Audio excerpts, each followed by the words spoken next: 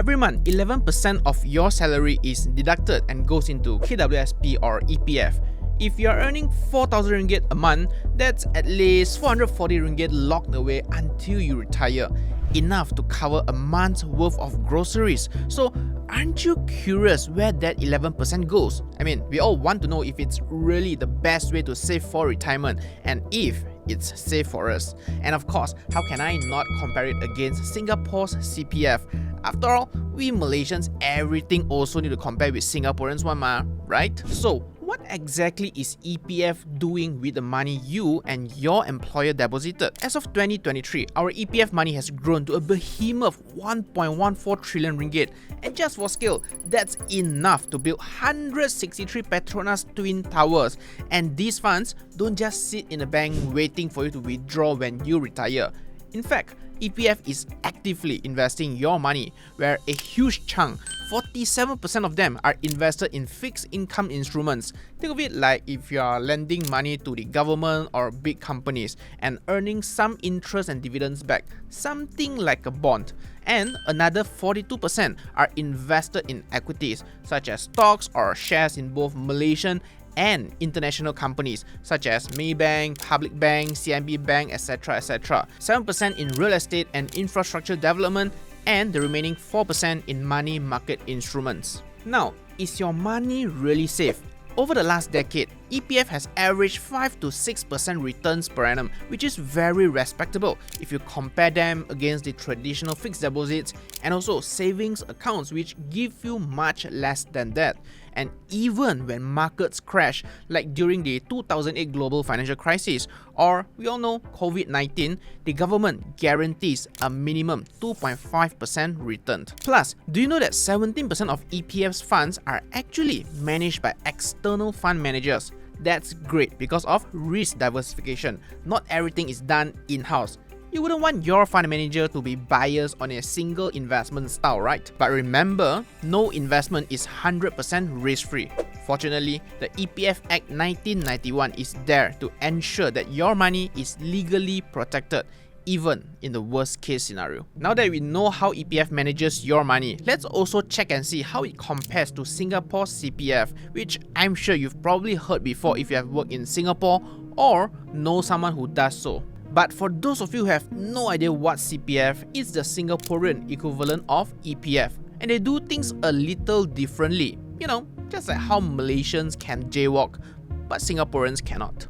But jokes aside, let me show you some of the differences. Firstly, EPF's total balance stood at around 1.14 trillion ringgit with 16 million members. CPF recorded a higher amount at 580 billion Sing dollar, or about 1.9 trillion ringgit, despite having fewer members at 4.5 million only. So, why is CPF's balance higher with fewer members?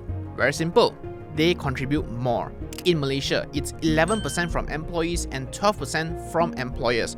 But in Singapore, it's 20% and 17%. Well, kiasu even with their retirement savings. And with their average salaries around 5,000 Sing dollar as compared to ours at 2.8k ringgit, it makes a lot of sense for Malaysians to just cross the Causeway Bridge and just work there. But on a serious note, one reason why CPF contributions are higher is because they also cover healthcare and housing support in Singapore, whereas Malaysians, if you realize, rely more on our own savings for these needs. So EPF isn't really integrated with social support the same way. And I should also mention that both EPF and CPF provides annual tax release for your contributions, up to 4k for Malaysians and up to 16,000 Sing dollar for Singaporeans. Now, that's a lot of tax savings. And besides, our generous government likes giving back to the community. I guess that's why we can simply withdraw our savings in EPF. I mean, you also know, right? Back in the COVID days, we had quite a lot of special withdrawals like i-Sina, i-Lestari and i-Citra, which resulted in a total of 145 billion ringgit, around 13% of the total funds withdrawn at that time. Why does that matter?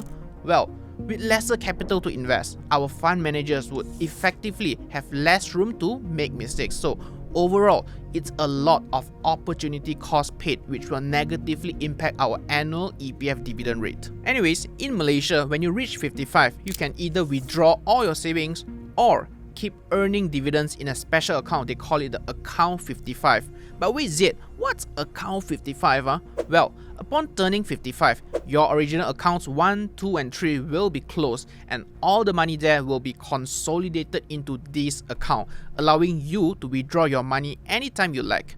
If you decide to continue working, no problem. Your new contributions will go into another account called Account Emas, which you can only access at 60 years old to receive monthly payouts to support your retirement needs. But I just want to kepo, would you guys withdraw everything at 55 or keep them past 60 years old? Let me know in the comments down below. Now, on the other hand, Singaporeans don't get that freedom. They can only withdraw above a set retirement sum or up to 5,000 Sing dollar if they fall short.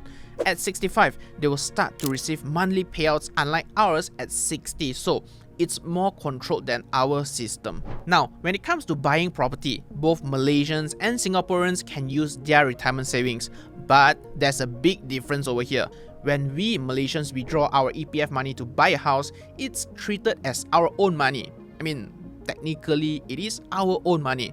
Singaporeans, on the other hand, are not so lucky. When they use their CPF savings for a house, it's considered a housing loan. So when they sell the property, they must refund the principal amount they withdrew along with the interest that would have been earned if the money remained in their CPF account. And so they can't really keep the full profit from the sale of their house as freely as we can. This flexibility with withdrawals allows us Malaysians more immediate control over our funds, allowing the rich to treat EPF like their high interest savings account and maximizing their contribution up to 100,000 ringgit per year. What's even more interesting is that we can withdraw any amount exceeding 1 million ringgit saved in EPF. Perks of being a Malaysian citizen, so why lah you want to give up your citizenship for Singapore? And before you ask, upon our passing, any remaining EPF funds are paid out to our nominated beneficiaries or legal heirs as a lump sum. However, if you do not make a nomination, your beneficiaries can still claim your savings before you reach the age of 100. But they will need to follow a more complicated claims process that requires additional documentation and time, and sometimes that can take years. And after reaching the age of 100, any unclaimed savings will be transferred to the Registrar of Unclaimed Monies (UMR), and by then, it's even more challenging for your loved ones to access your funds. So remember to put your nominees as soon as possible when you're alive, obviously. Another key differentiator here, Malaysians get to enjoy around 5% of annualized returns from EPF, while Singapore CPF gives a guaranteed 2.5% on their ordinary accounts and around 4% on their special and MediSave accounts. But just to clarify, most working class Singaporeans under 50 still have the majority of their salary allocated into the ordinary account. And the reason for this performance difference lies in the investment strategies of CPF. Unlike EPF, CPF takes a more conservative investing approach, which also means lower but more stable returns. Most of the CPF savings are invested in government-backed bonds managed by the Government of Singapore Investment Corporation (GIC). And although their investment might earn higher returns over the last 20 years at about 3.9% per annum, Singaporeans don't get the full returns. According to CPF, up to 50% of the returns flow back to their country's public services. So in a way, it's also benefiting Singaporeans the other way around. I think we all can agree that Singapore's public infrastructure is world-class, without a shadow of doubt.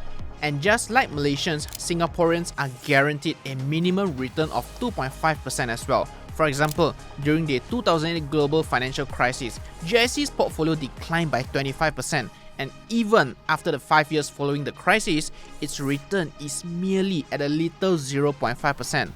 But thanks to the minimum guarantee, their members still receive 2.5%. So, comparing both, EPF gives better returns, but CPF's stricter policies like withdrawal might be better for your long-term savings.